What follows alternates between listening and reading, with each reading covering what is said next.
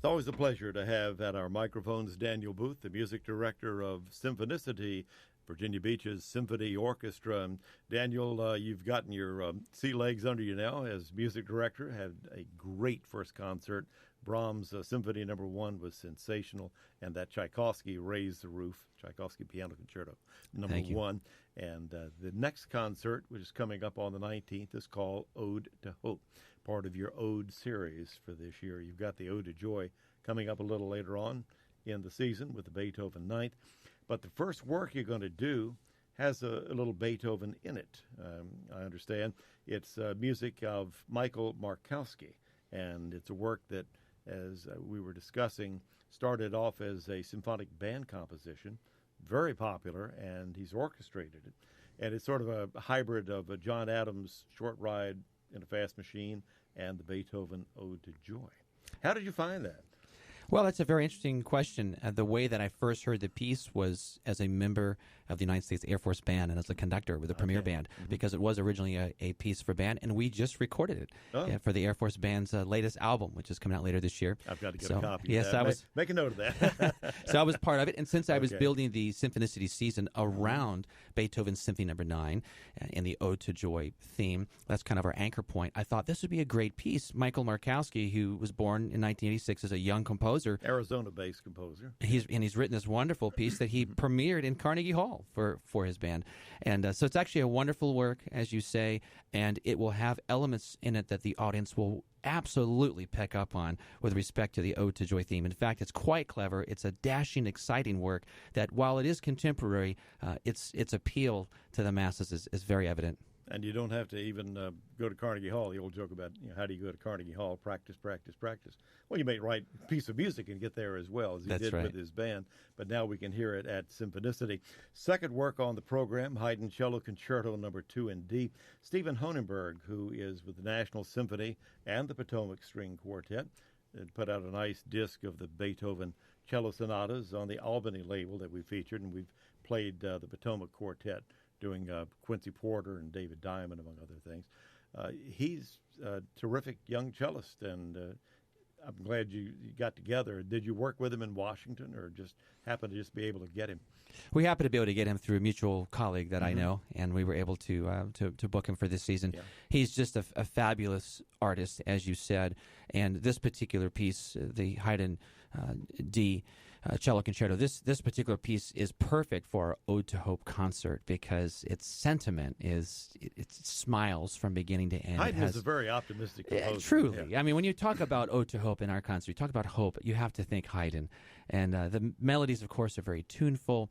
These are themes that some people will recognize, either perhaps from the rondo at the end or in the opening movement as well.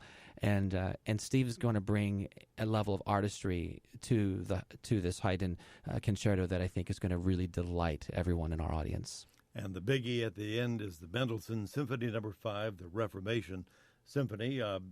Just a few days ago, November 1st, the actual 500th anniversary of Martin Luther nailing those theses on the church door. And this concert coming up on the 19th, just a couple of weeks after that 500th anniversary. So you basically hit a bullseye on that one. Well, we tried to, and I believe we're going to hit a bullseye in the performance. The orchestra has really risen to the occasion on this piece, and it's really a symphony that many people sort of know. If you know Mendelssohn, know that he didn't care too much for this work later in life. He said that it's the one piece he wanted to burn. That's right. The one piece. I mean, there are a lot of composers who have burned works, Sibelius among others, and it's a scary thought that Paul Dukat did the same thing. The number of instances in music history, but if we had not had the Mendelssohn Reformation, we would have been much poorer for it. But he led the revival of the music of Bach. That's so right. I think it's kind of appropriate because Bach did the famous Cantata No. 80 and used Ein Festberg, that Martin Luther tune.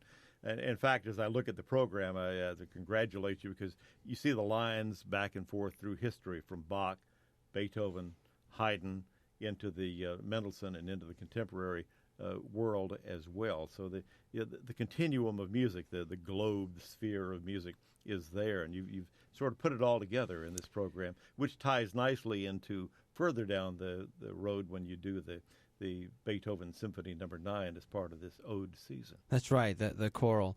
And so in this case, with the Reformation Symphony having its roots in sort of a congregational singing inspiration, whether it be the Dresden Amen that he uses throughout, or, of course, the Ein Festerburg, this symphony is an opportunity for us with our audience to really congregate together in the joy of music, and we're going to really culminate that feeling in February with Beethoven's Symphony Number 9. And then, of course, other concerts coming up. You got the Christmas sing-along, December 23rd. I believe so. I'm excited. I mean, that's a community tradition now, but for the maestro, for me, it's my first time, so I can't wait. Handel's Messiah, I've got a chance to work with you in January. We're going to do Peter and the Wolf as part of the Lollipop concert series. That's right. So, we're so glad to have you. I'm really looking forward to being on stage with you, I haven't done it in a long time, so it's going to be kind of fun. It's a great season that you got lined up. Let me tell you again, it's going to be November 19th. It's a week from now. Sandler Center, 3 p.m. is concert time. And you're going to do your pre-concert talk like you did last time. I will. That went over real well. Yes. And what I do with my pre-concert talks, and everything. That's right. I like it to be immersive, so I like to share musical examples. We really get involved in the sounds and lose ourselves in that soundscape, talk about what the sounds mean, how they connect, and then we go into the theater and we experience that as one long journey together. So what's it, about 2 o'clock? I usually do the pre-concert talk at 2:30. Mm-hmm. Well, that didn't give you much time to get back. That's right. Well, I work the orchestra for just a few minutes, get them started, then I run out and do the pre-concert talk, and then I encourage everyone to get their Symphonicity cup so they can enjoy a beverage during the performance, and then I get on stage. Okay. Well, it's a good thing you got plenty of energy. It's going to be November 19th, 3 p.m., Sandler Center. Symphonicity.org for tickets, 757-385-2787, or the Sandler Center box office. You can just walk right up to the box office, get your tickets for that concert. Right. Well, Daniel, we look forward to that. Wish you well again, and glad to have you in town as part of our musical fabric now as music director of Symphonicity, and we're all going to be out there on the 19th. We're going to enjoy a great concert, enjoy Markowski's Joyride, the Haydn Cello Concerto Number 2 with Steven Honigberg, and the Mendelssohn Fifth Symphony, The Reformation, with Daniel Boothe and Symphonicity. Daniel, thank you as always for stopping in. Thank you. We'll talk to you again for the next concert. All right. See you at the concert. Take care.